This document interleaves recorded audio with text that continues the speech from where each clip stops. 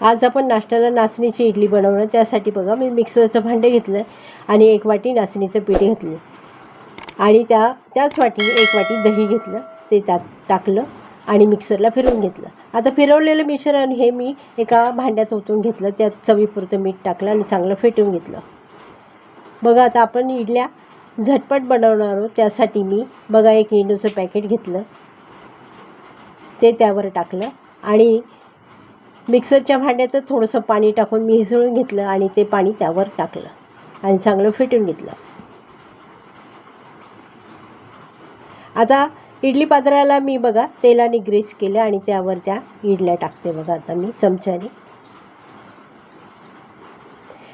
गॅसवर मी इडली पात्र ठेवलं, त्यात पाणी चांगलं उकळायला ठेवलं होतं. ते पाणी चांगलं उकळलं आणि हे पात्र त्यावर ठेवून देते आणि 12 मिनटं वाफवून घेते. 12 मिनटं झालेच. आता बघा इडल्या आपल्या चांगल्या फुगल्यात आणि मी स्टिक घालून बघते. बघा इडली आपली चांगली शिजली. आता मी खाली काढून घेते आणि थंड करून घेते.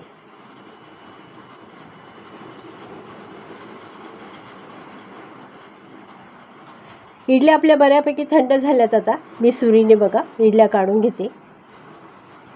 आता ह्या इडल्यामध्ये मी रवा टाकला नाही, फक्त नाचणीचं पीठ आणि दही घातलेलं आहे.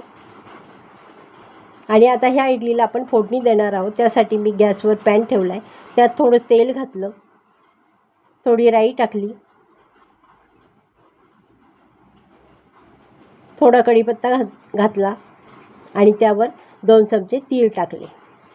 बघा आणि हे मिश्रण चांगलं फिरवून घेतलं. बघा असं कढईमध्ये पॅनमध्ये आणि त्यावर त्या इडल्या टाकून दिल्या आणि इडल्या दोन्ही बाजूने आपल्याला शेकून घ्यायच्यात चांगल्या.